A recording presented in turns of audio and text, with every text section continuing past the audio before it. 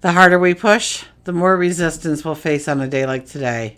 Okay, it's as though life has asked us to pause, to reflect, and to reconsider the very steps we are taking.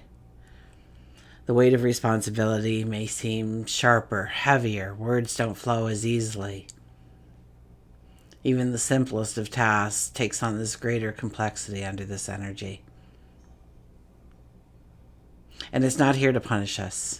Okay, it's to challenge us, to approach our goals. How do we do it in our relationships,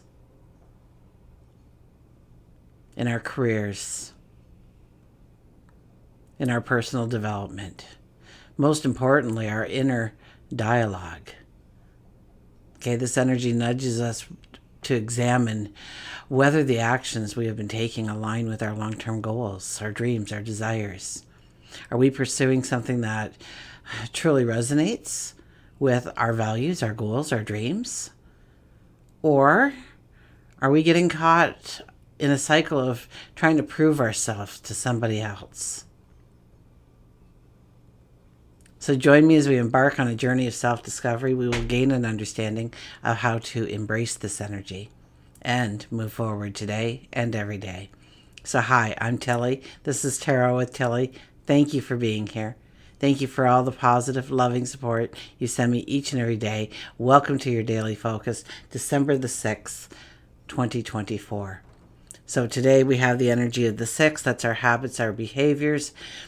We want to get rid of our bad behaviors, the things that pull us down, the things not in alignment with our goals, our dreams of who we are becoming.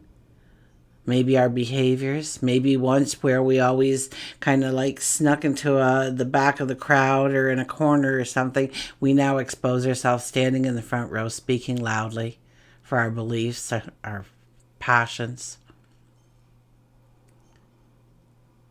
And how do we get from being at the back of the room hiding to being front and center, one day at a time, one step at a time? If we look at the daily numerology, it would be a 3 plus a 6 plus an 8, and that gives us a 17, making the impossible possible. It seems like forever and a day since I did a 17 for some reason. So making the impossible possible, a renewed sense of faith, belief in oneself, their journey, their goals, their dreams, embracing their passions, desires. 1 plus 7 is an 8, and that is about growing our prosperity, growing our stature within the world, the community, our families. Sun is in Sagittarius, Moon is in Aquarius. And Mars goes stationary retrograde today. So Mars is our action, our drive. Within us, it brings alive passion and desire, courage and strength. And now is the time to pause, to reflect, to revisit an unfinished project. Finally end an old conflict. Okay, this isn't an energy where we want to be forcing our progress, but we want to examine our inner drive, ensure our actions actually align with our deeper desires, our values, our goals, our dreams, our wishes. So we will rewalk our path and ask ourselves if we used our energy wisely in different situations. Things can seem to stall during this energy, okay? I think it goes from, let's see here, now, obviously, now, today. But in January, I believe Mars will move back into Cancer. It's in Leo right now. And then I don't think Mars goes direct again until, near the end of February. So, take it back a little bit, okay? This is a little bit more about restructuring, okay? Don't try and force this. Maybe it's a dip, maybe it's a stall, maybe it's something blocking you, but don't try and force through it. Rather take a step back, Okay, start to understand where you need to align your energy with what truly matters. Okay, maybe you skipped a couple of steps, left something uncompleted. Perhaps you realize that an area of your life needs less attention or more. So use this energy to reconnect with your own power, not by forcing outcomes, but by understanding what truly fuels your fire, what floats your boat, what gets you to jump out of bed every morning. Okay, because after the retrograde, okay, we emerge not only stronger but wiser. Okay, we have a clearer path ahead, a renewed sense of purpose. We also have, I think I hinted to this yesterday, we have Mercury squaring Saturn. Okay, and that brings in, I don't know, this very serious kind of energy. Okay, we'll feel restrained or constricted or fog. It could be like a fog-like energy, but it's around our thoughts, our words, our voice, how we communicate with each other. We'll definitely be more critical of ourselves. Our self-talk will be very demeaning under this energy. We can say things to ourselves we would never say to another living soul, but we'll say it to ourselves. We may procrastinate under an energy like that, overthink things. So we really need to be patient with ourselves. We need to love ourselves. We need to have a compassion for ourselves. We need to take the time to express ourselves with clarity too. Well, we can find that if we try and just rush out the words, there's so many words we can't stop using the words, and nothing's really making sense at any point. You feel like you're just going around in circles in the conversations. I wrote an email like that once. I was just so full of emotion. I'm writing and I'm writing and I'm writing and I'm thinking, my gosh, I'm writing a novel here. So I just hit the backspace and cleared it and decided to start over. But by that point, I had worked through, I should say, so much of my emotion and writing it all out in longhand that I could, I went from long division to short division because I could simplify exactly what I wanted to say within a couple of, I don't think it was more than a paragraph long. And it still had the core, if not more, clarity and understanding. And my message went across clearly. So don't just jump into the conversations. Be patient with yourself. Be patient with your voice. Take the time to express yourself with some kind of clarity. Absolutely. And when that limiting belief pops up, I'm so slow, I'm so clumsy, I'm always late, I can never find a parking spot, I'm always short on cash, whatever it might be that you say, I'm too fat, I'm too thin, whatever it might be, my nose is crooked, whatever it might be, okay? My goodness, take a moment. Just breathe. Meditate on it. Confront it. Challenge it. Okay, that is the true power behind Mercury square Saturn, is it pushes us to confront our limitations, our fears, our anxieties, and when we see it, when we understand it, it loses all of its power over us. It's a period of careful thought, deliberate action. We're not going to find quick fixes under this energy, okay? It's about laying that foundation for lasting success, whether it's love or money, personal growth. The answers we seek require us to tune out the noise of fear and tune into our inner wisdom. Remember, every great achievement begins with the courage to face your doubts and take one step forward, no matter how small. Okay, let's go to the cards.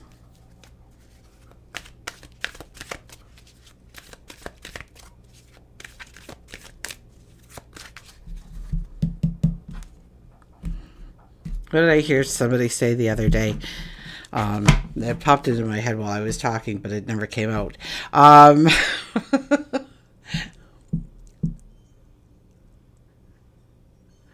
The stumbling blocks and stepping stones are the same. Really, it's just how you utilize them. So, If you think you have a stumbling block, it's really just a stepping stone. And that stepping stone may be a stumbling block. Look at this. We have the Six of Pentacles. On a 6th energy day, the Six of Pentacles comes out. First of all, we need to make sure that the energy that we put forth in our relationships with one another, that we receive that kind of energy back. That it's not a one-way street. That it's not always give, give, give, and they take, take, take. Or maybe we take, take, take when they give, give, give. And it's about bringing those energies more in alignment on a day like today. Now, it could be with a project that you're doing. It could be with, work, career, the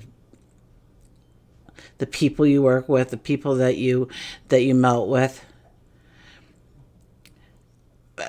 But I really get a strong sense that this is a relationship thing here for a lot of us. Probably the majority of us, or at least one relationship in particular that comes to mind quite quickly when I said that out loud, that you have to start maybe setting some healthy boundaries. And what did those healthy boundaries look like? So really think it through what a healthy boundary would be.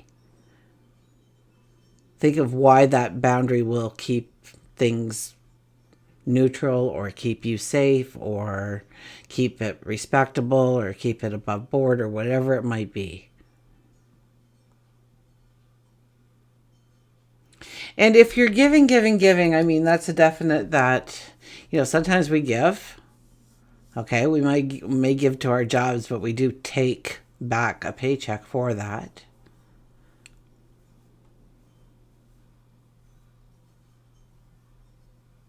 We may give to somebody that doesn't have something that we have.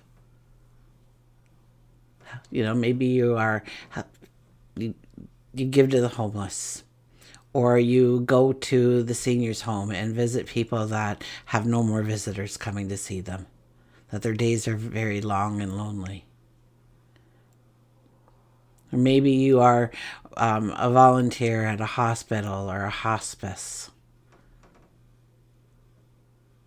where you just give of yourself. But the reward comes when you do acts of kindness like that. The rewards do automatically show up in different forms for you. And that's not why we do it. We do it because it makes us feel good about who we are as a person. And that we can take our talents and our abilities and we can flow them into somebody else's happiness and joy. But then there's the people that, always have something they need you to do, but they can't be found when you need them for something to do. Okay, I'm babbling. I know. I'll get on with it. Queen of Swords. Queen of Swords is here. I kind of take her as a mom kind of energy, and it's not a mom for children, although I'd like you to think of that paradigm. But it's you, and it's you planting the seed of a goal, of a dream, of a desire, of a passion, of a want. And you're going to do everything in your power to make sure that tiny seedling that you put in the ground grows into this beautiful abundance. You're going to nurture it. You're going to care for it. You're going to make sure that nobody tries to tear it down.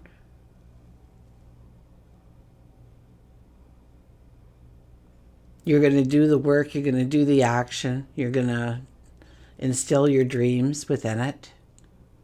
And at the end of it, you will have, just as a mother would give to their child, give them everything necessary so that they can mature into healthy, strong adults.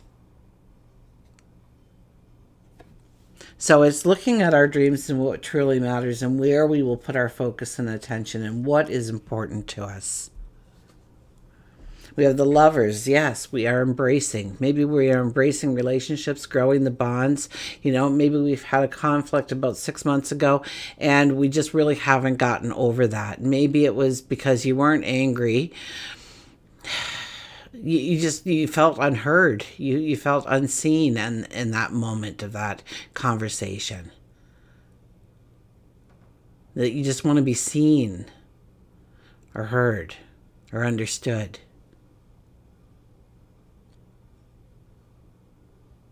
and finish that conflict.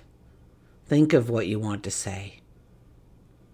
Talk from the heart. Let the heart lead for that one.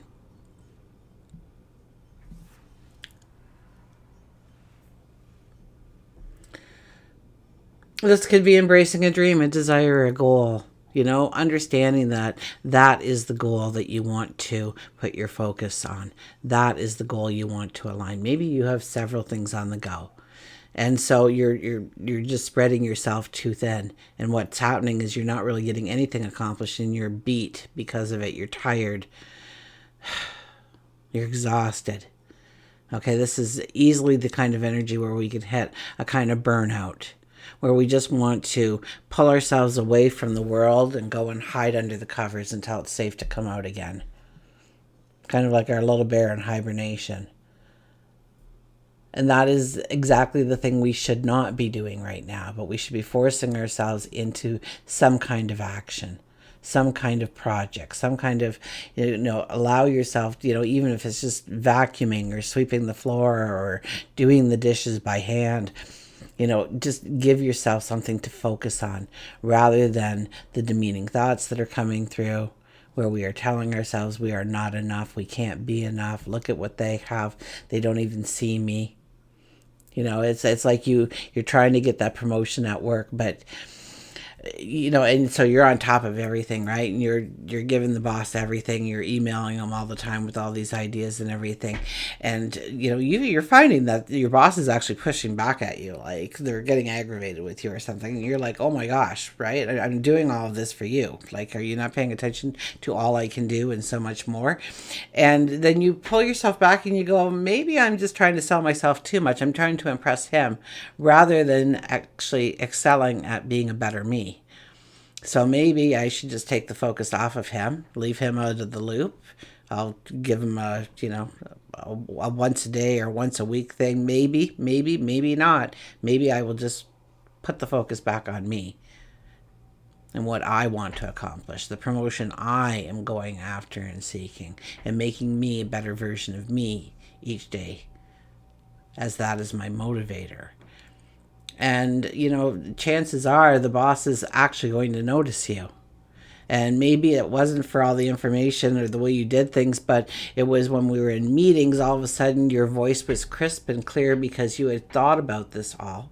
You have it all down on paper. You just haven't taken the chance to share it with anybody. And it's eye-opening for everybody. So, embrace yourself, I guess. Embrace your talents and your abilities. Don't sell yourself short.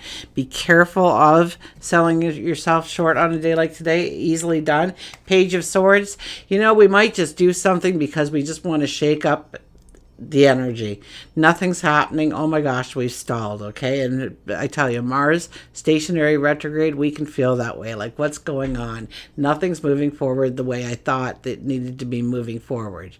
And yet everything's moving forward so quickly. What's going on here?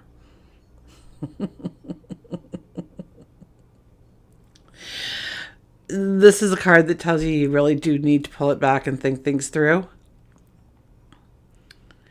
That if you are a little bit too spontaneous, you will probably end up with egg on your face, do a face plant, whatever the expression is that you want to. I just need a sip here.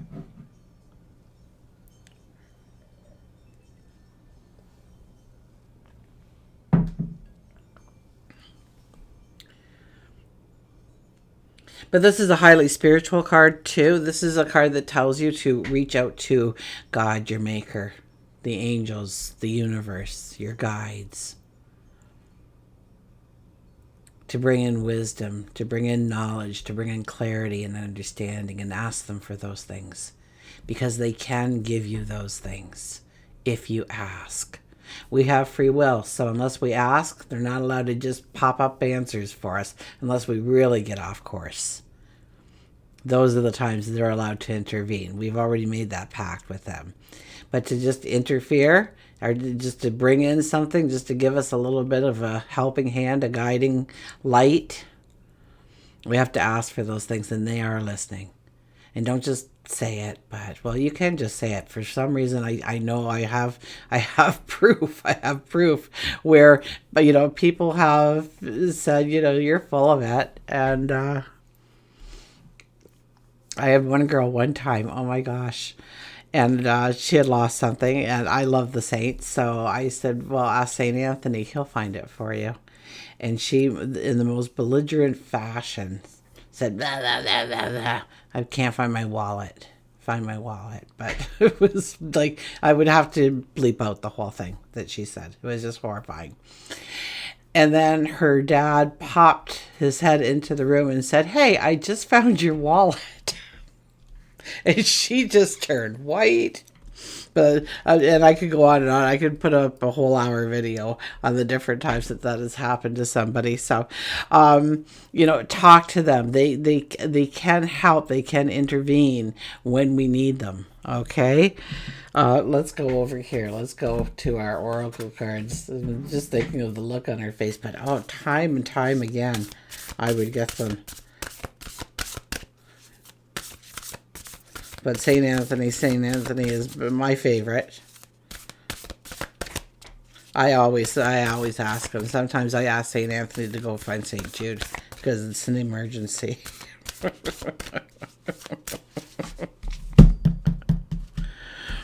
Okay. We have keep your dreams alive, 25. Yeah, it's a hard energy to keep our dreams alive, so we must really be disciplined and diligent in our dreams. But also, it does clarify the things that we're not willing to really work for. We've worked a lot on it, and it just doesn't feel right, or we're not really seeing any gain. And it doesn't mean we throw in the towel, but maybe we look at it under a new perspective. Keep your dreams alive. 25, which is a 7 energy, which is all about our relationships, bringing in balance, happiness, joy, love. I am not on the right page. There we go. Okay. Start to identify plans and actions that will lead you, or you might understand that, wow, I wasn't even on the right page. Right? Okay. Start to identify plans and actions that will lead you to achieve your dreams and goals. Your dreams can become your reality. This is a time when you need to be able to apply detailed planning in order to manifest your dreams and realize your goals. You need to remain focused on the practical side of things. Keep your feet firmly planted on the ground. It's easy to be distracted by more ideas and concepts. Keep focused on what is realistic, what is achievable. Your common sense and pragmatic approach will lead you to a solution that actually works. Begin taking steps that will bring you closer to your dreams. So yes, begin taking steps that will take you closer to your dreams. Paraphrase me again. Okay. We'll get an animal. Oh.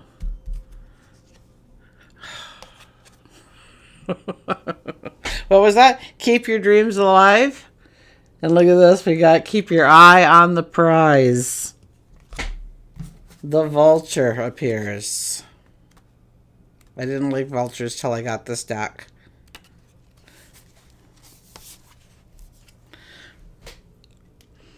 Release goals and vision. In order to land your dream life, you need to make a conscious effort to visualize it happening. However, keeping your eye on the prize takes practice. It's all about getting rid of misconceptions about yourself, giving up emotional baggage, and putting a new belief system into place. Vulture tells you that you've waited long enough to gain the life that you want. You've spent time wasted looking at what everybody else has and spent too much time wishing instead of doing. So it's time for you to create a short-term goal along with a long-term goal. Make yourself accountable by writing your goals down. It helps to keep the vision of what you want in clear sight. Pick up projects from the past and make the effort to finish them. Completion helps open the doors for new projects instead of cluttering the path. These projects can be as little as rearranging our cabinets, cleaning the garage, sparkling up that resume and sending it out. Spend some time reflecting on the past years, and bring about conclusions. Think of it as the time the farmers harvested their crops and prepare the land for next season. You too have to prepare your mind, body, and soul for the same. Visualize what you want to have happen, then keep your eye on the final prize. So keep your eye on the prize.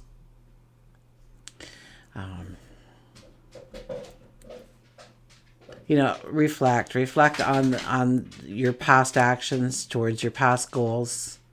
Have you met those goals? So take note of the action you used in order to do that. And where there was inaction, how you could have maybe made it better, grew it stronger.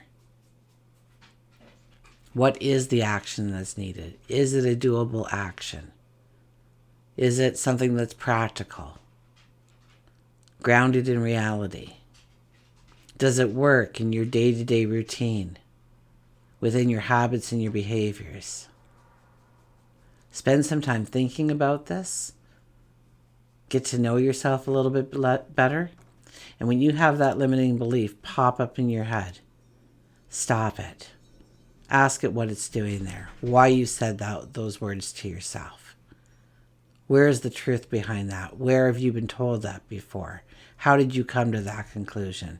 And you will start to understand that your fears, your anxieties, your limitations, they start to disappear because you start to see them. You start to understand them. And they lose the power that they have over you. Until we meet again, remember, I do love you.